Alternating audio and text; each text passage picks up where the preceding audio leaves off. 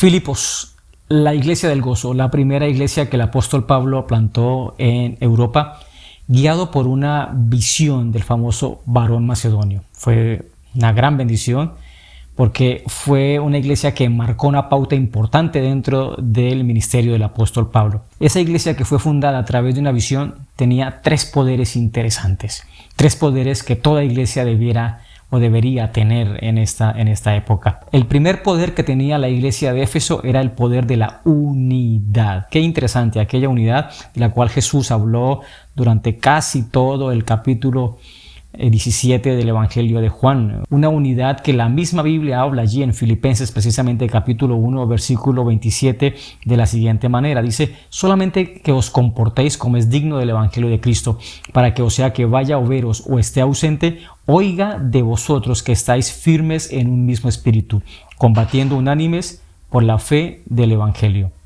Interesante, en esta iglesia se convirtieron tres personas que implicaban tres clases sociales. Los primeros creyentes de esta iglesia fueron Lidia, una mujer de clase alta, el carcelero de clase media, y se cree que la mujer, aquella muchacha esclava que fue libre del espíritu de adivinación, evidentemente una joven de clase baja, también siguió al apóstol Pablo y a Silas en el evangelio en ese momento. Así que fue una iglesia inclusiva, una iglesia que realmente tenía un poder interesante de unidad. Qué maravilloso esto. La unidad está sustentada a través de las Sagradas Escrituras de una manera maravillosa. En Efesios capítulo 4, versículo 3, por ejemplo, dice: solícitos en guardar la unidad del Espíritu en el vínculo de la paz. En el versículo 13 del mismo capítulo 4 de Efesios dice la Biblia: hasta que todos lleguemos a la unidad de la fe y del conocimiento del Hijo de Dios, a un varón perfecto, a la medida de la estatura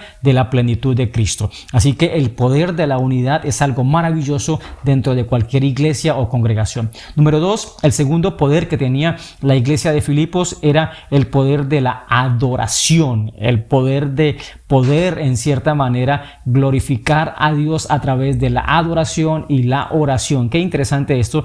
Hechos 16:13 dice: y un día de reposo salimos fuera de la puerta junto al río donde solía hacerse la oración, y sentándonos hablamos a las mujeres que se habían reunido. Entonces una mujer llamada Lidia, vendedora de púrpura de la ciudad de Tiatira, que adoraba a Dios, estaba oyendo, y el Señor abrió el corazón de ella para que estuviese atenta a lo que Pablo decía. Qué interesante. Había un lugar donde solía hacerse la oración, había un lugar donde solía clamarse a Dios, era junto al río, y allí las personas se reunían para poder orar y adorar el nombre de Dios Todopoderoso. Y en algún momento de esos, una mujer llamada Lidia estaba atenta a lo que estaban allí haciendo, y la Biblia dice que Dios abrió el corazón de ella para que pudiera escuchar el mensaje de una manera poderosa, y prácticamente fue la primera persona que se convirtió allí en la iglesia de Filipos. Y eso sin comentar también de que la Biblia dice allá en el libro de Hechos capítulo 16 versículo 25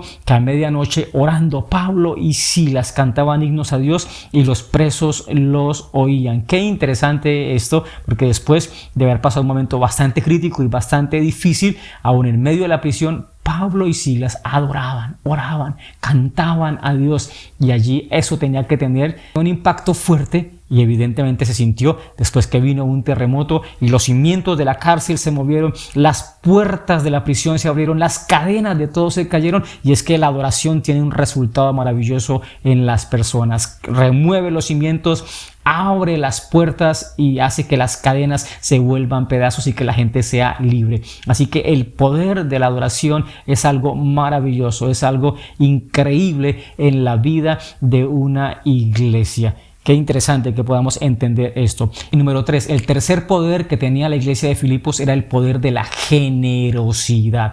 La Biblia dice en Filipenses capítulo 4, versículo 10: en gran manera me gocé en el Señor de que ya al fin habéis revivido vuestro cuidado de mí, de lo cual también estabais solícitos, pero os faltaba oportunidad. Luego dice en el versículo 11: no lo digo porque tenga escasez, pues he aprendido a contentarme cualquiera que sea mi situación. Y más adelante en el versículo 14 14 dice el apóstol Pablo escribiéndole a esta iglesia en Filipo: sin embargo, bien hicisteis en participar conmigo en mi tribulación. Y sabéis vosotros, oh filipenses, dice el versículo 15, que al principio de la predicación del evangelio, cuando partí de Macedonia, ninguna iglesia participó conmigo en razón de dar y recibir, sino vosotros solos. Pues a una Tesalónica, ahora ya afirma el apóstol Pablo, me enviaste una y otra vez para mis necesidades. Qué interesante, porque esta iglesia no le preguntaba al apóstol Pablo si estaba pasando necesidad, si necesitaba algo, si estaba carente de algún tema económico. Simplemente daba